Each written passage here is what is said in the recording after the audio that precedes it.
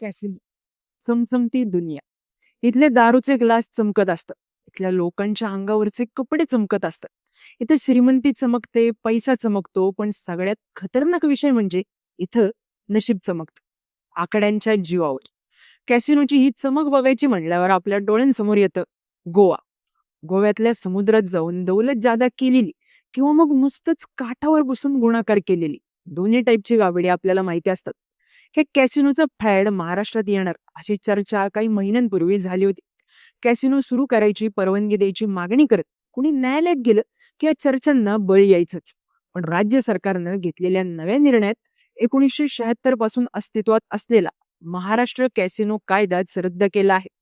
त्यामुळं आता महाराष्ट्रात कॅसिनो सुरू होणार नाहीत.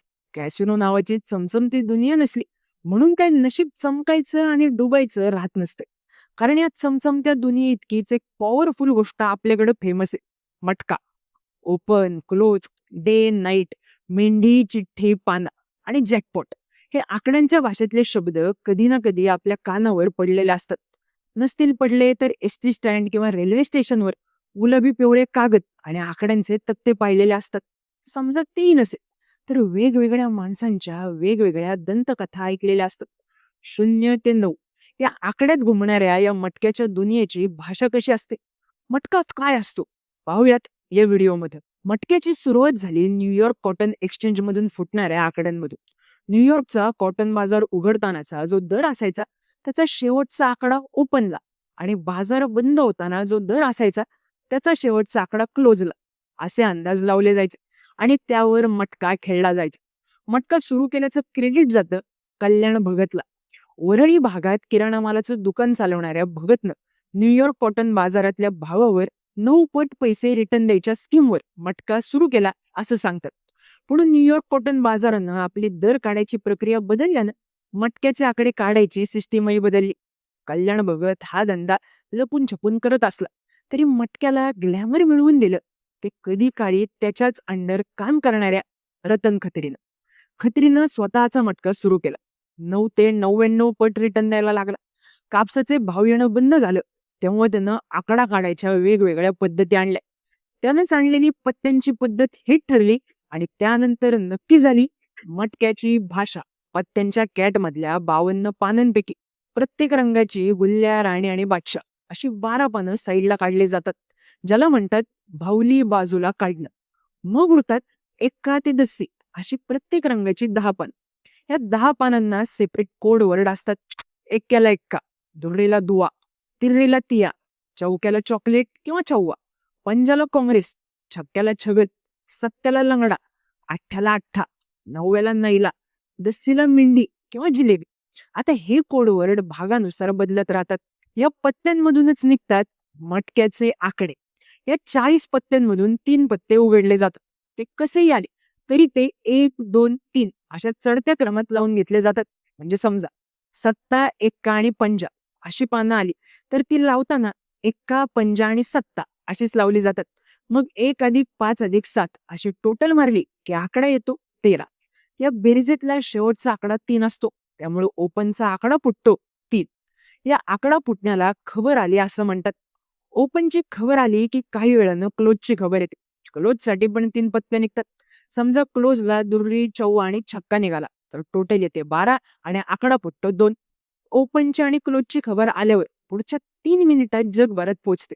हे 3 मिनिटांचं गणित इंटरनेट आणि मोबाईल यायच्या आधीपासूनच. ओपन किंवा क्लोजचा आकडा लागला तर एका रुपयाला 9 रुपये मिळतात. जर समजा ओपन आणि क्लोज दोन्हीचे आकडे लागले तर जोड लागली असं म्हणतात. जोड लागल्याचे एका रुपयाला 90 रुपये मिळतात. ओपन आणि क्लोजच्या खबरा येण्यात वेळ असण्यामागेही लॉजिक आहे. जर एखादा ओपनच्या आकड्यात हारला असेल तर क्लोजला पैसे लावून त्याला भरपाई करायचा चान्स देण्यात येतो. ओपन, क्लोज आणि जोडच्या पुढचा विषय असतो पाना. पाना लावताना ओपन किंवा क्लोजला कुठले 3 आकडे येतील ह्याच्यावर डाव खेळायचा. या पाण्यात पण वेगवेगळे प्रकार असतात. सिंगल पाण्यात 3 आकडे वेगळे असतात. उदाहरणार्थ एक्का, पंजा, सत्ता. सिंगल पाना लागला तर एका रुपयाला 120 रुपये मिळू शकतात. हा, एक गोष्ट क्लिअर करतो, हे भाव ठिकाणानुसार बदलूही शकतात. डबल पाण्यात 2 आकडे सेम असतात. उदाहरणार्थ एक्का, पंजा, पंजा. डबल पाण्याला रुपयाला 200 रुपये निघतात. मग येतो ट्रिपल पाना. या तिन्ही आकडे सारखे असतात. उदाहरणार्थ 3 एक्के. ट्रिपल पाण्याला रुपयाला ₹500 भाव मिळतो. मग नंबर लागतो सायकल पाण्याचा. हा थोडा किचकट विषय असतो. याच्यात कुठलीही 5 पानं लावायची असतात. समजा 1, 2, 3, 4, 5 लावले तर 1, 2, 3, 1, 2, 4, 1, 2, 5, 1, 3, 4, 1, 3, 5, 1, 4, 5, 2, 3, 4, 2, 3, 5, 2, 4, 5, 3, 4, 5 अशी 10 पाने तयार होतात. त्या पानांमधला कोणताही एक पाना लागला तर पाना पास झाला असं म्हणतात. सायकल पाना लावताना एकीत किंवा बेकीत म्हणजे समविषम आकडे लावायचे असतात असंही सांगितलं जातं. या पाण्यात आणखी 2 प्रकार असतात. गुणिले पाना आणि जॅकपॉट. गुणिले पाण्यात ओपन आणि क्लोजच्या आकड्यांची बेरीज लावायची असते. म्हणजे ओपनचा आकडा 3 आणि क्लोजचा आकडा 2 अशी 32ची ब्रॅकेट तयार होते. आकडा लावणाऱ्यानं 32चा गुणिले पाना लावला असेल आणि 32चा आकडा आला असेल तर त्याचा गुणिले पाना 5 झाला असं म्हणतात. गुणिले पाना 5 झाला तर रुपयाला ₹800 भाव मिळतो. ब्रॅकेटमध्ये 00 म्हणजेच डबल मेंढीपासून 99 म्हणजेच 2 नैल्यांपर्यंत कुठलाही आकडा लावता येतो. हा डबल आकडा लागलाच तर गेम आली किंवा गेम झाली असं म्हणलं जातं. पण सगळ्यात मोठा विषय असतो तो जॅकपॉटचा. समजा ओपन आणि क्लोजला लावलेले दोन्ही पाने लागले तर जॅकपॉट लागला असं म्हणतात.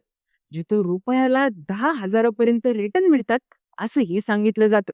या नंतरचा पार्ट येतो कट गेमचा. समजा एक्का आणि छक्का असे आकडे लावले असले तर आकडे 16 किंवा 61 असे लागलेले असतात. त्यानंतर विषय येतो लढ लागण्याचा. एखाद्याचं नशीब लईच जोरावर असलं तर त्याची लढ लागू शकते. म्हणजे बघा, कल्याणचे ओपन क्लोजचे आकडे लावले असतील 3 आणि 2 आणि नंतर उघडणाऱ्या मुंबई बाजाराचे ओपन क्लोजचे आकडे लावले असतील 5 आणि 6. मग दोन्ही बाजारानंतर 3, 2, 5, 6 असे आकडे आले तर लढ लागली म्हणतात. एका पाठोपाठ उघडणारे 2 बाजार घेऊन लढीचे आकडे लावता येतात. ज्याला 25 पैशाला ₹100 भाव मिळतो असंही सांगण्यात येतं. आणखी एक खतरनाक ट्रिप असते ती म्हणजे लाल घरांची. तुम्ही मटक्याचे चार्ट बघितले तर त्यावर काही लाल आकडे दिसते. हे असतात लाल घर. मटक्यात 0 ते 9 या प्रत्येक अंकाचं एक कट घर धरलं जातं. 0 ते 5, 9 ते 4, 1 ते 6 असे 5 अंक वाढवून आलेले आकडे त्या त्या घराचं कट घर असतं. 05, 00, 50, 55, 11, 16, 61, 66 या आकड्यांना लाल घर म्हणलं जातं. पण लाल घर लागण्याचं प्रमाण कमी असते. त्यामुळे अट्टल खेळणाराही लाल घराचा आकडा खेळायला कचरतात. मटक्याच्या बाजाराची ही वेगळी भाषा असते. मटक्याचा धंदा करणारा नफा तोटा किती होईल याचा अंदाज लावतो, ज्याला लेवल काढणं असं म्हणतात. तर काही जण जितका धंदा परवडतो तेवढा करून बाकीचा आपल्या वरच्या माणसाकडे देतात. याला म्हणतात खायला परवडणं. जेवढा धंदा खायला परवडतो त्याला धंदा आत ठेवणं असं म्हणतात आणि जेवढा खायला परवडत नाही त्याला धंदा बाहेर काढणं. काही काही ठिकाणी फुलभाव ही कन्सेप्ट पण जोरात चालते. साधारणपणे मटक्यात रुपयाला ₹9 देऊन ₹1 खातात. पण फुलभावात रुपयाला ₹10 मिळतात. हे फुलभावाचं गणित रुपयाचं वाटत असलं तरी जॅकपॉटला बाजारभावात 10,000 मिळत असले तर फुलभावात 15,000 मिळतात. या विषयातली आणखी एक खासियत म्हणजे ठिकाण बदललं की भाषा बदलते. कोकण मुंबई पट्ट्यात खायला परवडणं हा शब्द असेल तर अमरावतीत त्यालाच खायावळी म्हणतात. विदर्भ मराठवाड्याच्या पट्ट्यात डबल आणि ट्रिपल पाण्याचं नामकरण ज्यूट आणि परेल असं होतं. डे मधुर, नाईट मधुर, वरळी बाजार, टाइम बाजार, डे मिलन, तारा मुंबई डे, राजधानी डे, बालाजी किंग डे, कल्याण अशा बऱ्याच नावांनी हे मटका बाजार फेमस आहेत. मटक्यामुळे फक्त मटका खेळणारे आणि चालवणारेच गब्बर झालेत अशातली गोष्ट नाही, तर मटका कसा खेळायचा हे शिकवणाऱ्यांनीही मजबूत पैसा छापला. रतन खत्रीनं तर पेपरवाल्यांना हाताशी धरलं. कुठला आकडा लागायचे चान्सेस जास्त आहेत याची टीप द्यायला पेपरमध्ये शुभांक छापून यायला लागले. हळूहळू त्यांची जागा पॅनल चार्टने घेतली आणि 4 दिवसांनी कुठला आकडा येणार ज्याला टन किंवा बोगी म्हणतात त्याचाही अंदाज येऊ लागला. बऱ्याचदा हे आकडे लागायचे तर बऱ्याचदा फसायचे. हे पेपर मधल्या आकड्यांची क्रेज इतकी खतरनाक पसरली होती की कित्येक लोक फक्त या आकड्यांसाठी पेपर विकत घ्यायचे. पण आकडा काढायचं प्रत्येकाचं लॉजिक वेगळं होतं. हा सगळा खेळ अंदाजाचा वाटत असला तरी यात लॉजिक शोधून कागदावर आकडेमोड मांडणारे आणि ती खरी ठरवून दाखवणारे आकडे तज्ञ मटक्यामुळेच घडले. एक किस्सा असाही सांगितला जातो की एका फेमस पेपरच्या व्यंगचित्रात किती रेघा किंवा किती पात्र आहेत त्यांची बेरीज करून लोक आकडा लावायचे. हा आकडा जेव्हा बसायला लागला तेव्हा व्यंगचित्रकाराला आकडा ओळखण्याची कला शिकवण्यासाठी फोन यायला लागले होते. लोक आपल्या आजूबाजूच्या म्हाताऱ्यांना मित्रांना पडलेल्या स्वप्नाचा अर्थ काढूनही आकडा लावायचा. म्हणजे स्वप्नात साप दिसला तर सत्ता लावायचा, पण साप एकटाच असेल तर जोड लावायची नाही. जिवंत माणूस दिसला तर एक्का, आणि लग्नाच्या वयातली मुलगी दिसली तर नाहीला. अशी गुंतागुंतीची गणित गावानुसार बदलायची आणि अनेकदा लागायची. मटक्याच्या अड्ड्यावर धाडी पडतात, अड्डे बंद होतात आणि पुन्हा सुरू होतात. पण मटक्यावर एक समांतर अर्थव्यवस्था सुरू असते, हे सत्य कोणालाच नाकारता येत नाही. लॉकडाऊन मध्ये जितका त्रास वाईन शॉप बंद झाल्याचा झाला नव्हता, त्याच्या डबल गणित मटका बंद होण्यामुळे बिघडली होती. कल्याण भगत मडक्यात चिठ्ठ्या टाकायचा आणि त्यातून आकडे काढायचा. ही मटक्याची जगमान्य थेअरी कल्याण भगतच्या पोराला तेवढी मान्य नाही. त्याचं म्हणणं होतं, लोक मडक्यातून चिठ्ठ्या काढायचे ते बघून माझ्या बापानं या धंद्याला मटका हे नाव ठेवलं. तर पत्ते काढून नशीब फिरवणाऱ्या रतन खत्रीच्या बाबतीत असं सांगतात की रतन खत्रीला पकडल्यावर धावून येणारे वकील राम जेठमलानी युक्तिवाद करायचे की पत्त्यांच्या कॅटमधून पत्ते काढून ते उपडे टाकणं हा काही गुन्हा नाही. मग एखाद्या माणसानं उपडे टाकलेल्या पत्त्यांवर इतर लोक पैसे लावतात, यात त्या माणसाचा काय गुन्हा? या युक्तिवादावर खत्री सुटायचा आणि ओपन क्लोजची गणित पुन्हा नव्यानं लागायची. एक मात्र आहे, या मटक्यानं जितके संसार बसवले त्याच्या कित्येक पट उद्ध्वस्त केले. रंकाचे राव किती केले माहित नाही, पण रावाचे रंक मात्र अनेक झाले. याचा नाद आयुष्याचं काय करू शकतो हे सोप्या भाषेत सांगायचं तर जेवायला बसायच्या वेळेस ओपनचा आकडा फुटायचा, जो लागला नाही की जेवण जायचं नाही. आणि झोपायच्या वेळी क्लोजचा आकडा फुटायचा, जो लागला नाही की झोप लागायची नाही. थोडक्यात, ओपन खाऊ देत नाही आणि क्लोज झोपू देत नाही. आणि या आकड्यांच्या नादापायी निष्ठून जातं आकड्यांपेक्षा जास्त किमतीचं आयुष्य.